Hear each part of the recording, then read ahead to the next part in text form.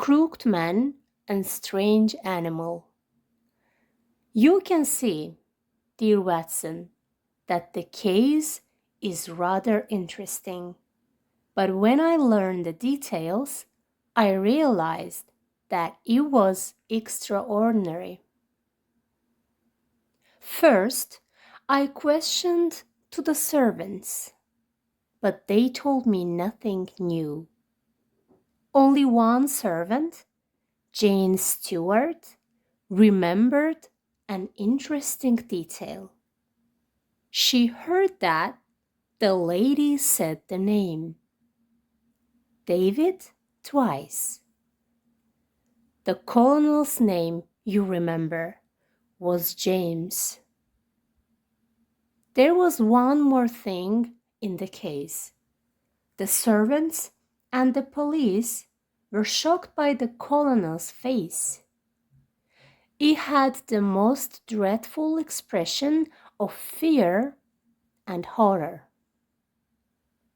The police had a theory that the colonel's wife had killed him. But the poor woman couldn't explain anything. She was absolutely ill and nearly out of reason.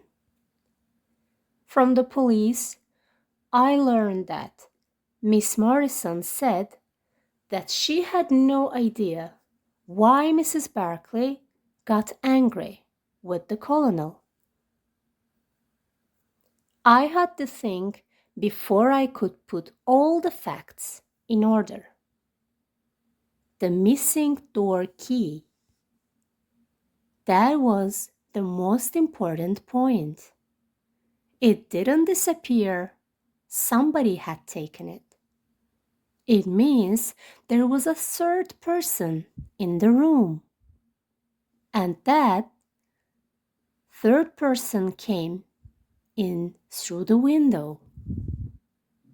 You know my methods, Watson. I examined the traces on the lawn. Now I know there was a man in the room. I found his footmarks. One on the road, two on the lawn, and two near the window. But it was not the man who surprised me. It was his companion. His companion, I cried. Holmes took some clothes out of his pocket. What do you make of that? He asked. The paper was covered with footmarks of some small animal. It had long nails on its feet. It's a dog, said I. Did you ever hear of a running dog up a curtain? I found its marks on the curtains. A monkey then? But it's not the print of a monkey. What can it be then? Neither dog, nor cat, nor monkey, nor any creature that people keep as a pet. I think the creature is about 2 feet long. Maybe it has a tail. The animal has a long body and very short legs. What a pity I haven't found any of his hair. And it's a meat eater. Why do you think so? Because it ran up the curtain.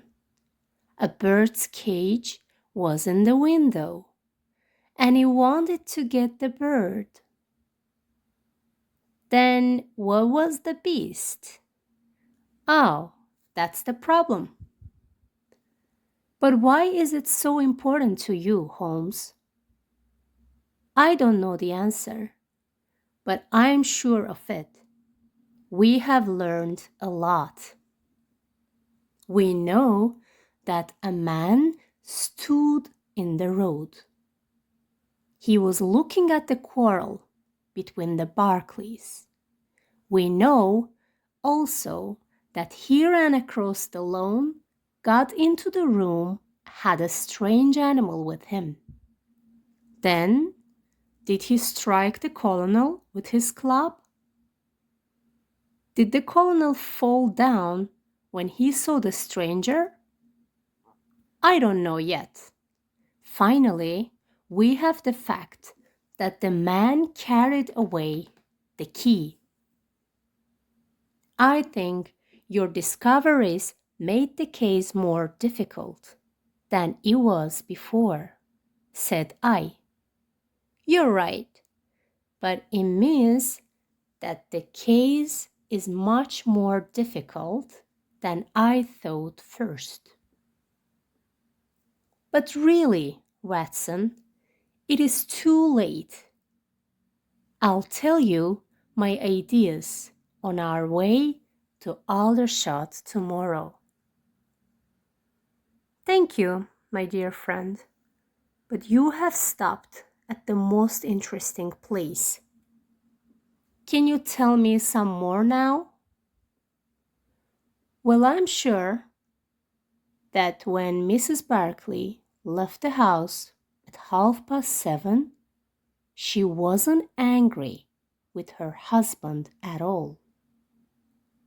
The servants say that she was never angry and always spoke with her husband in a friendly way. But when she returned home, she went to the sitting room. It means she didn't want to see her husband. She asked for tea. It means she was unhappy. When the colonel came into the sitting room, the scandal began. I can see that something happened between 7:30 and 9 o'clock. She turned into a different woman, angry and aggressive. But Miss Morrison was with the lady all the evening. She knew something, but didn't want to tell.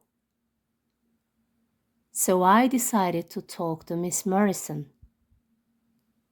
I was sure she knew something and explained to the young woman that Mrs. Barclay was in great danger.